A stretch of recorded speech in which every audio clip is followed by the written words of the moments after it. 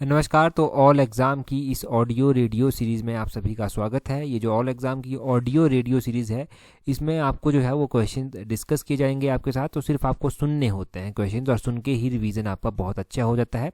ना आपकी आंखों पे ज़्यादा स्ट्रेस पड़ता है, और ना ही जो है आपको कोई यहाँ पर ज़्यादा किताबें खोल कर बैठना पड़ता है। तो बस आपका रिवीजन हो जाता है, जो आपने पढ़ा होता है वही हम रिवाइज आपको करवाते हैं। तो आज हम साइंस के इम्पोर्टेंट क्वेश्चंस जो हैं वो सबसे पहले देखेंगे। साइंस के इम्पोर्टेंट क्वेश्चंस में सबसे पहला इम्पोर्टेंट क्वेश्चन आता है कि आपकी जो मांसपेशियां होती हैं, मांसपेशियों में कई बार आपको थकावट महसूस होती है कि आप थके हुए हैं, तो वो कौन से एसिड के कारण होती है। तो देखो, मांसपेशियों में एक एसिड होता है लैक्टिक एसिड। लैक्टिक एसिड के एकत्रित होने से जो है वो थकावट आती है। ये आप ध्यान रखें कि लैक्टिक एसिड जो है वो सही आंसर होगा। अंगूर आप खाते हैं, आजकल अंगूर का सीजन भी है। अंगूर के लिए किन्नौर की रिब्बा वैली जो है वो फेमस है। तो बोलते हैं कि अंगूर में कौन सा एसिड जो है वो पाया जाता है। देखो, अंगूर में अगर हम एसिड की बात करते हैं तो अंगूर में जो है वो टार्टरिक एसिड जो है वो पाया जाता है। ये आप ध्यान रखें। और कहते हैं कि कैंसर का जो रोग होता है ना, उसकी जो स्टडी होती है उसको क्या कहते हैं, उसके अध्ययन को क्या कहते हैं। तो स्टडी ऑफ कैंसर को जो है वो ऑर्गेनोलॉजी कहते हैं। क्या कहते हैं? ऑर्गेनोलॉजी जो है वो कहते हैं। हमारा जो मनुष्य का शरीर होता है, मानव का जो शरीर होता है, बोलते हैं कि उसमें सबसे लंबी जो कोशिका होती है वो कोशिका कौन सी होती है। तो मानव शरीर में सबसे लंबी जो कोशिका होती है वो तंत्रिका कोशिका जो है वो होती है। कौन सी कोशिका? तंत्रिका कोशिका जो है वो सबसे लंबी कोशिका जो है वो होती है। ये क्वेश्चंस अब देखो, वैसे तो मैं सुजेस्ट हमेशा करता हूँ आपको कि सिर्फ सुनिए और रिवीजन कीजिए।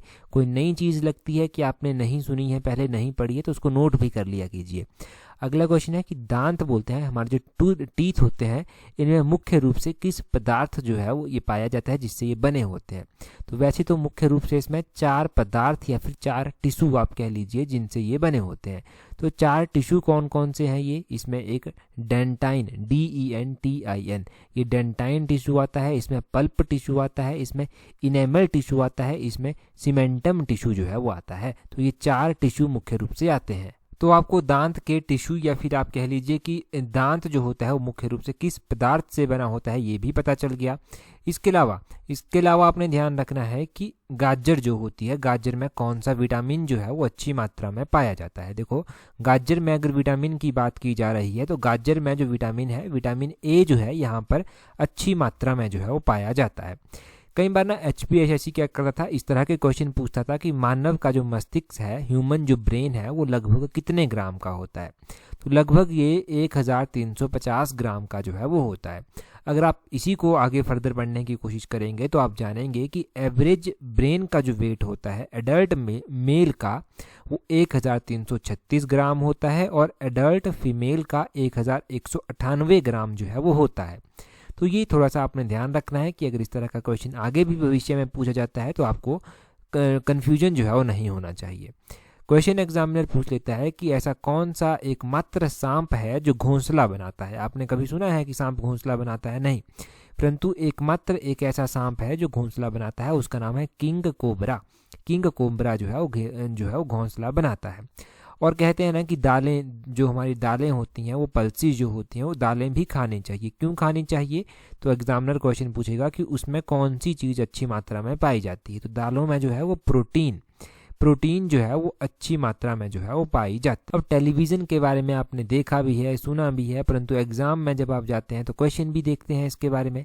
क्वेश्चन क्या पूछता है पूछने वाला कि टेलीविज़न का आविष्कार जो था वो किसने किया था। तो टेलीविज़न के आविष्कार की जब भी बात की जाए तो ये JL बेयर्ड्स के द्वारा किया गया था। JL बेयर्ड ने इसका आविष्कार जो था वो किया था। और फिर एग्जामिनर क्या करता है कि अगले क्वेश्चन पर जब आता है तो वो क्या पूछ लेता है कि गोबर गैस के बारे में कुछ क्वेश्चन पूछ लेगा। गोबर गैस के बारे में बोलता है कि मुख्य रूप से कौन सी गैस पाई जाती है, फिर मुख्य रूप से क्या पाया जाता है। तो गोबर गैस में मुख्य रूप से मीथेन जो है वो पाई जाती है, मीथेन इसमें मुख्य रूप से पाई जाती है।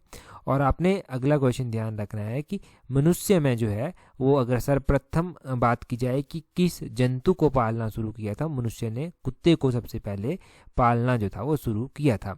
और क्वेश्चन पूछ लेते हैं कि मानव शरीर में सबसे अधिक मात्रा में कौन सा तत्व जो है वो पाया जाता है। तो ऑक्सीजन जो है वो ह्यूमन बॉडी में सबसे प्रचुर मात्रा में, सबसे अधिक मात्रा में जो है वो पाई जाती है।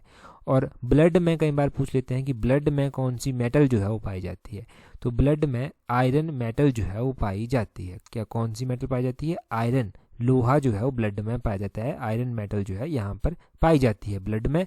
अगला क्वेश्चन क्या पूछ लेते हैं कि मधुमक्खियाँ जो होती हैं उनको जो पालते हैं तो उस प्रोसेस को क्या कहते हैं? उसे एपीकल्चर जो है वो कहा जाता है, एपीकल्चर उसको कहते हैं। क्वेश्चन पूछ लेते हैं कि ब्लड जो होता है उसमें क्लॉट बन जाते हैं, तो ये किस सहायक, इसमें जो विटामिन होती है सहायक विटामिन वो कौन सी होती है? तो विटामिन के जो है वो इसमें होती है।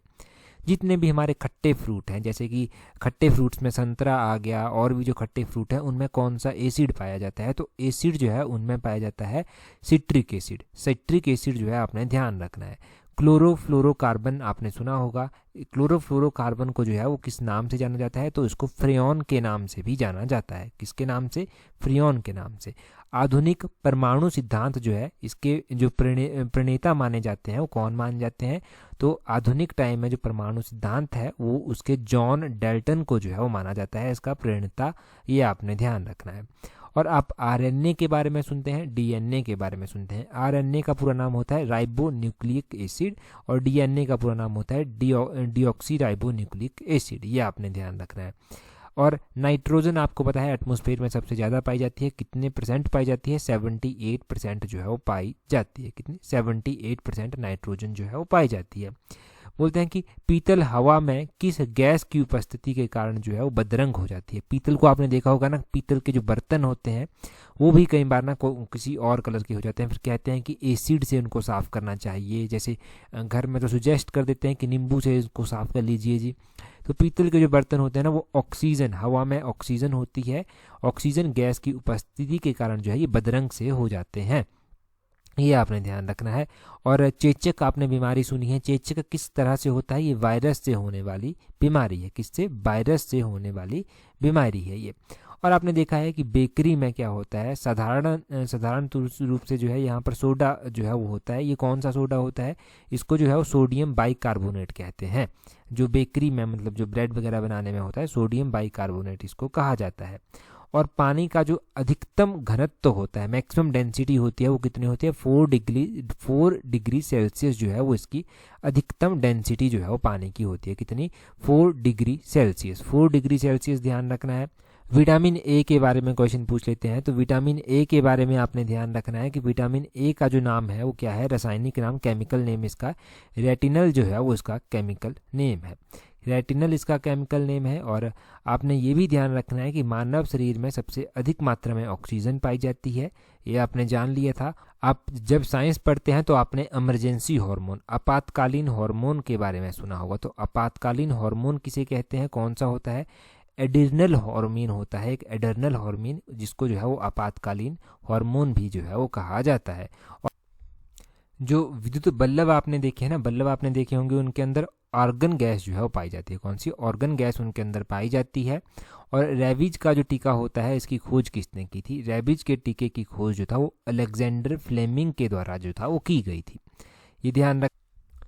हमने जो था वो जनवरी महीने के इम्पोर्टेंट डेज जो हैं वो पढ़ रखे हैं कि जनवरी में कौन कौन से इम्पोर्टेंट डेज जो हैं वो मनाए जाते हैं। तो जनवरी में एक इम्पोर्टेंट डेज की जो वीडियो थी वो तो आपने देखी है। अभी आप मुझे एक जो इम्पोर्टेंट डे है उसका कमेंट करके बता दीजिए कि कमेंट करके ये डे जो है वो कब मनाया जाता है। आपसे एग्जाम में क्वेश्चन अगर आप पूछा जाता है कि वर्ल्ड ब्रेली डे कब मनाया जाता है, ब्रेली डे जो है वो कब मनाया जाता है, तो कमेंट करके बता दीजिए कि कब मनाया जाता है। और नेशनल टूरिज्म डे जो है वो कब मनाया जाता है, ये भी आप कमेंट करके जो है वो जल्दी से बता दीजिए।